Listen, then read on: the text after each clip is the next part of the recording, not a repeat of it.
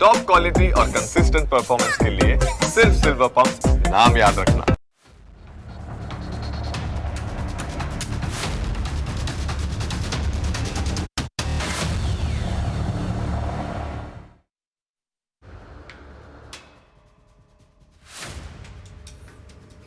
નમસ્કાર, હું Janak Dave. Full stop news analysis પ્રોગ્રામમાં આપનું સ્વાગત છે.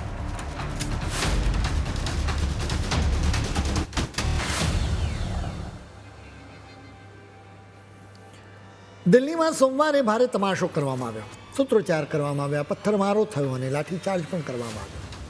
કેટલાક લોકો જાણે કે હાથમાં કેરોસીનના કેરબા લઈને ફરી રહ્યા હતા. તેમનો ઈરાદો દિલ્હીને અરાજકતાની આગમાં બાળવાનો હતો. સોમવારે સંસદના ચોમાસા સત્રનો પહેલો જ દિવસ હતો. કોકરોચ જનતા પાર્ટી અને ઇન્ડિયા ગઠબંધને આ સમયે સંસદને હાઈજેક કરવાની કોશિશ કરી. સ્થિતિ માંડ થાળે પડી હતી. નીટ યુજીનું પેપર લીક કાંડથી લઈને અયોધ્યામાં રામ મંદિરમાં દાનની ચોરી એમ અનેક મુદ્દા ઉઠાવવામાં આવ્યા.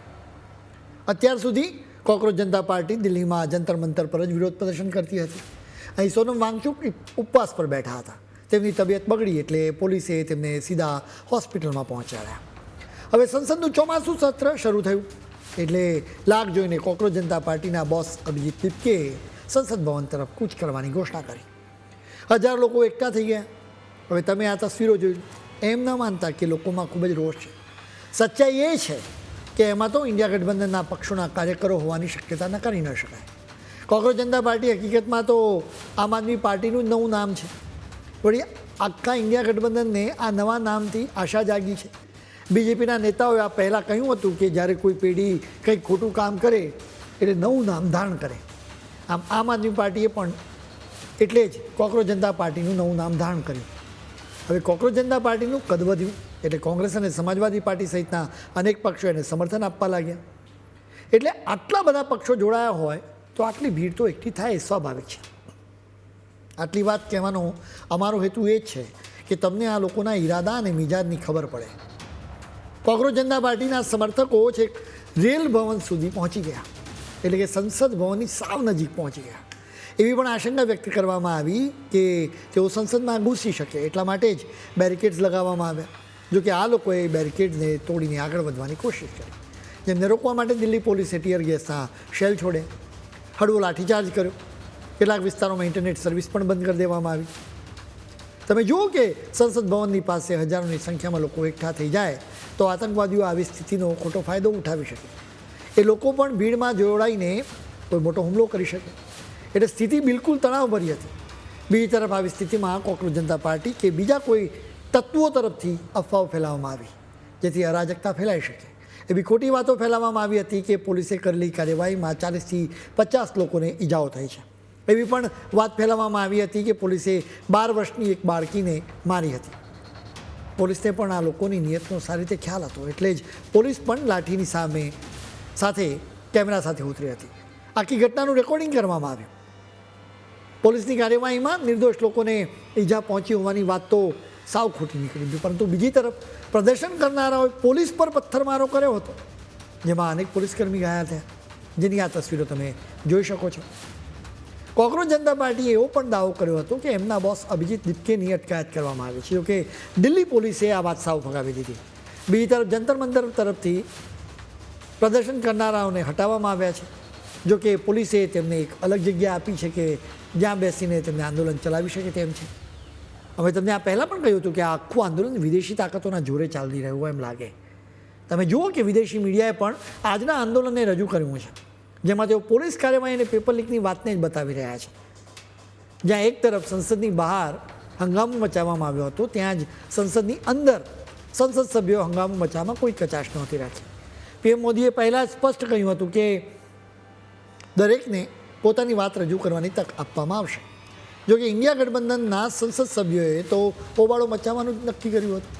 બીજેપીના નેતાઓએ કહ્યું કે ઇન્ડિયા ગઠબંધનના નેતાઓની પાસે તર્ક કે તથ્ય નથી એટલે જ તેમણે હોબાળો મચાવ્યો. નીટ પેપર લીક અને રામ મંદિરમાં દાનની ચોરીના મુદ્દે સંસદ સભ્યોએ ભારે હોબાળો મચાવ્યો. તેઓ સૂત્રોચ્ચાર કરતા રહ્યા જેના લીધે સંસદના બંને ગૃહોને વારંવાર મોકૂફ રાખવામાં આવ્યા. કેન્દ્ર સરકારે આખી પરિસ્થિતિને શાંતિથી થાળે પાડવાની કોશિશ કરી. હોબાળા અને હંગામા બાદ વાતચીતનો તબક્કો શરૂ થયો. કોંગ્રેસ જનતા પાર્ટી તરફથી એના પ્રવક્તા સૌરવ દાસ અને આશુતોષ રાંકા કેન્દ્રીય આરોગ્ય મંત્રી જેપી નડ્ડાને મળ્યા. કોંગ્રેસ જનતા પાર્ટી તરફથી 3 માંગણીઓ કરવામાં આવી. સૌથી પહેલી માંગણી કેન્દ્રીય શિક્ષણ મંત્રી ધર્મેન્દ્ર પ્રધાનના રાજીનામાની છે. કોંગ્રેસ જનતા પાર્ટીએ આ જ માંગણી સાથે આખું આંદોલન શરૂ કર્યું હતું. તેમની બીજી માંગણી છે કે સોનમ વાંગચુકને મુક્ત કરવામાં આવે. જો કે અહીં સોનમની ધરપકડ તો થઈ જ નથી, તેઓ તો હોસ્પિટલમાં છે. કોંગ્રેસ જનતા પાર્ટીની ત્રીજી માંગણી છે કે નીટ યુજીનું પેપર લીક થયા બાદ આત્મહત્યા કરનારા દરેક વિદ્યાર્થીના પરિવારને 1 કરોડ રૂપિયાનું વળતર આપવામાં આવે. આ 3માંથી 2 માંગણીઓ સ્વીકારવામાં કદાચ સરકારને વાંધો ન હોઈ શકે, પરંતુ વાત ધર્મેન્દ્ર પ્રધાનના રાજીનામાની છે તો એને કદાચ માનવામાં નહીં આવે. એક તરફ જેપી નડ્ડા કોંગ્રેસ જનતા પાર્ટીના પ્રવક્તાઓને મળે, બીજી તરફ કેન્દ્રીય ગૃહમંત્રી અમિત શાહ અને ધર્મેન્દ્ર પ્રધાન વચ્ચે મહત્વની મિટિંગ મળી. આ મિટિંગ લગભગ 1 કલાક સુધી ચાલી.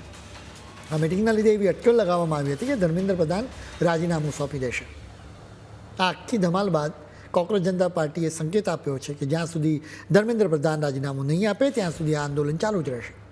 અનેક રાજકીય પંડિતો કહી રહ્યા છે કે આ આખું આંદોલન યુવાનોના ગુસ્સામાંથી જન્મ્યું છે. સ્વાભાવિક રીતે પેપર લીકની ઘટનાઓના કારણે યુવાનોમાં રોષની લાગણી છે જ, જેનો આ લોકો ફાયદો ઉઠાવી રહ્યા છે. આક્રોશની આગ પર રાજકીય રોટલો શેકવાની આ રમત છે.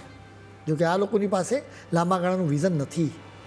આમ તો એક મીમ એટલે કે એક મજાકિયા પોસ્ટથી જ આ આખા આંદોલનની શરૂઆત થઈ હતી. અનેક રાજકીય પંડિતો કહી રહ્યા છે કે આ એક થિયેટર છે જે બહુ જલ્દી પાણીના પરપોટાની જેમ ગાયબ થઈ જવાનું છે. અમે ફૂલસ્ટોપમાં વારંવાર કહી રહ્યા છીએ કે કોંગ્રેસ જનતા પાર્ટીનું આંદોલન અરાજકતાની સ્થિતિ સર્જી શકે છે. આજે એનું ટ્રેલર જોવા પણ મળ્યું. ભૂતકાળમાં દિલ્હીમાં ઘણા આંદોલનો થયા છે, જેમ કે ખેડૂતોનું આંદોલન થયું, નાગરિકતા સુધારા કાયદાની વિરુદ્ધની ઝુંબેશ થઈ. આવા આંદોલનની યાદમાં દિલ્હીમાં અશાંતિ ફેલાવવાની ભરપૂર કોશિશ થઈ છે.